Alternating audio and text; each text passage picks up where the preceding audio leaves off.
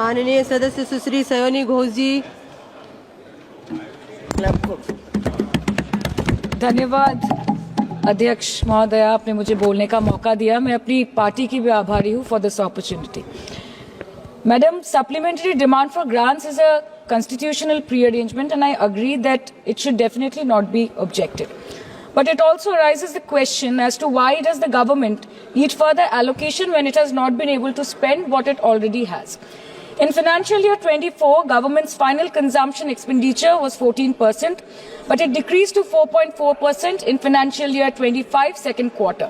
This means that the government has spent much less this year as compared to last year.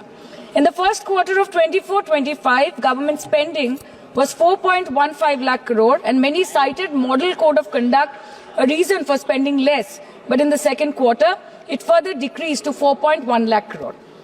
Madam, to my simple understanding, this grant is being demanded from the exchequer, but this is the money which is collected from the people and it is meant to be spent for the people.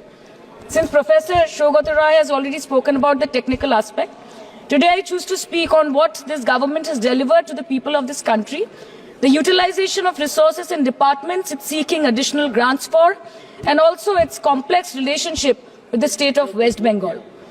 Sir, इनके bulldozer के चलते madam Bharat के लोग सवाल पूछना भूल गए और भारत की जनता आजकल इतनी भूखी है कि खाने को धोखा भी खा लेती है।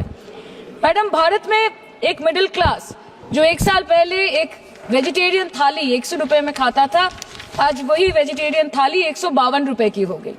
टमाटर की कीमत 247% बढ़ गई, आलू की कीमत 180%, लहसुन 128% और तेल, नमक, आटा, मैदा 18%। पहले आम आदमी पॉकेट में पैसा लेके बाजार जाता था और थैली भरकर सामान लाता था, लेकिन अमृत काल में आदमी थैली भरकर पैसा लेके जाता है और पॉकेट में आलू, टमाटर, प्याज लेके घर वापस आता है।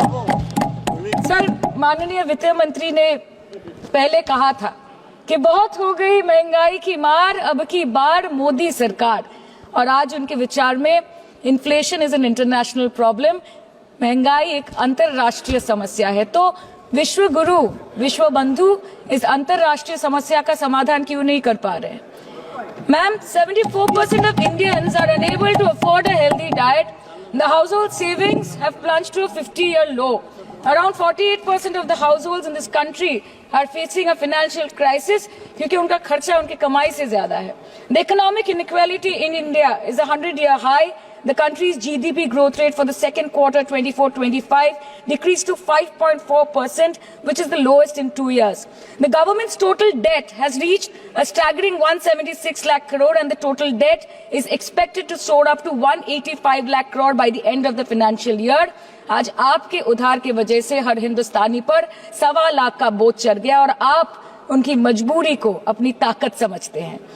बंगाल में ऑल इंडिया तृणमूल कांग्रेस की प्रदेश युवा अध्यक्ष होने के नाते मुझे हर दिन कई नौजवानों से बात करनी पड़ती है।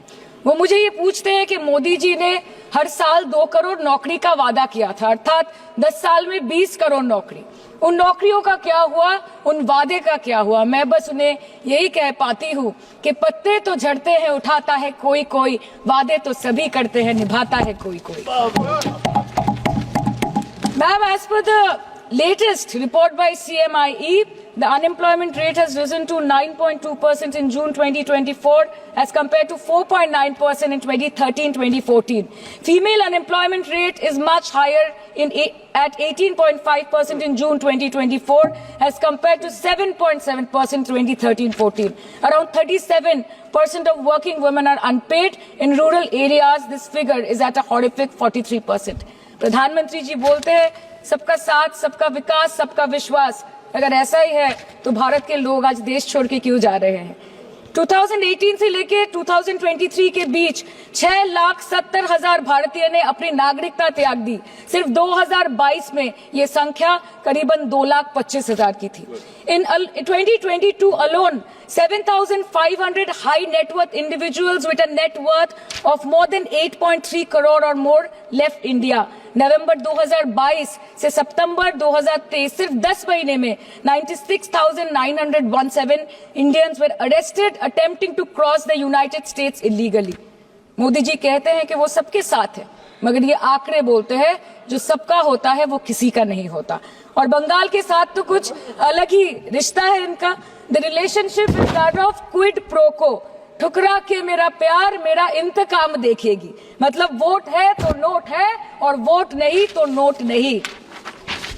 As per the available reports, as on 19 July, rupees 1.23 lakh crore is already due from the government of West Bengal against flagship programs like Manrega, PM Awas Yojana, Gram Sadak Yojana, National Health Mission, Central Food Subsidy.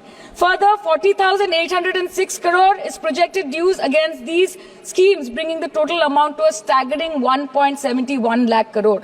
Madam, health care की schemes में सिर्फ fund हमको दिया नहीं जाता क्योंकि colour coding match नहीं करता है। सो आप सबका साथ सबका विकास जो बोलते हैं, is it hinging on colour coding? आपको रंग पसंद नहीं तो आप बंगाल के लोगों को पैसा नहीं दोगे और फिर आप आके बोलते हो कि हम बंगाल में जीत क्यों नहीं पाते। Ma'am, this is the reason, this step motherly attitude, जिसके लिए बंगाल के लोग हर बार इनको बड़े बड़े रसगुल्ला खिलाकर वापस दिल्ली भेज देते हैं। Even after making several attempts to crush our aspirations and our economy, Bengal government stands tall and true towards the commitment towards its people. Bengal में सिर्फ दीदी है तो मुमकिन है। The West Bengal government started transferring money to the bank accounts of 21 lakh people who worked for 100-day scheme without receiving any payments from the central government for Manrega. Even before Ayushman Bharat, in Bengal, Shastra Shati, a cashless scheme was launched, providing treatment cost up to 5 lakh for per person belonging to any strata of the society. आज कलकत्ता के किसी आलिशान private hospital में जहाँ पे एक अमीर आदमी की चिकित्सा होती है, वही बगल वाले बेड में एक गरीब मजदूर, एक गरीब किसान की भी ट्रीटमेंट होती है। यही है ममता बनर्जी का विकास। और आपके अमृत काल में the cost of medical treatment has been doubled in the last 5 years। आप फार्मास्यूटिकल्स के सर आरजीकर पे बात ना बोले, आपकी सीबीआई पे अभी तक कुछ बोल नहीं पाए। हम लोगों ने जो हमारी पुलिस ने जो बोला था, they are still sticking to that. So उसके बारे में मत बात करें, ठीक है? आप उत्तर प्रदेश के बारे में बात करें ना sir. Sir, medical inflation is at 14%। Regularly लिए जाने वाले दवाइयों की कीमत 50% बढ़ गई। आप सिविल एविएशन के लिए ग्रांट्स मांग रहे हैं। एक एक डोमेस्टिक फ्लाइट, उसकी राउंड ट्रिप की टिकट 20 से 30 हजार में बिक रही है। आम आदमी आज हवाई चप्पल पहन के हवाई जहाज नहीं चल रहा, आम आदमी हवाई चप्पल बेच के हवाई जहाज चल रहा है। You are demanding funds for education but conveniently ignoring the fact that 11 lakh children have dropped out of school according to your own data. आज भारत में सिर्फ 47.51% स्कूलों के पास कंप्यूटर की फैसिलिटीज है और उसमें 9% के पास internet connection. In law and justice, you are not been able to provide legal aid to more than 1% of the eligible population. In public enterprises, 5.1 lakh public sector jobs have disappeared in the last 10 years. Railway में करीबन 2.5 lakh post बाकी हैं और उसमें से vacancy है in critical safety categories. नए भारत में आजकल ट्रेन पटरी के ऊपर कम और पटरी के बाहर ज्यादा चलती है। मुझे दुख लगता है इस सदन में ये कहते हुए मैडम कि मैंने अपने लोकसभा क्षेत्र जादवपुर लोकसभा क्षेत्र के लिए एक बारुईपुर कोबी सुभाष मेट्रो एक्सटेंशन की मांग की थी। मुझे डिपार्टमेंट से ये चिट्ठी मिली जिसमें उन्होंने लिखा है that this project is not economically viable and this project is unremunerative. तो आपको अगर सब जगह से पैसा चाहिए तो मुझे ये बात समझ में नहीं आती कि लोग खुद के लिए आपको वोट देते हैं कि आपके फायदे के लिए वोट देते हैं। मैं आपको इतना ही बोलना चाहती हूँ, दिस वाज द रीजन अपने प्रॉफिट के लिए आज इन्होंने सीनियर सिटीजन का कंसेशन भी बंद कर दिया और सीना ठोक के ये बोलते हैं कि 2022-23 अर्थ वर्ष में हमने 15 करोड़ वरिष्ठ नागरिक से 2242 करोड़ कमाए। धन्यवाद माननीय सदस्य। मैं 2 बात और बोल के खत्म कर दूंगी कि लोकसभा पे खर्च करके क्या फायदा मैडम, जब यहाँ पे विपक्ष को बोलने का अधिकार ही न हो।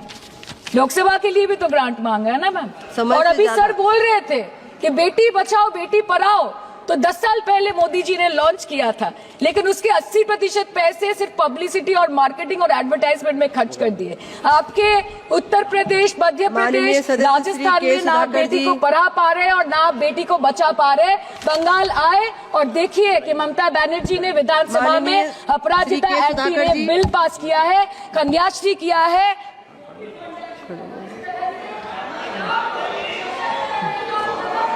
Thank you, madam. Thank you, madam.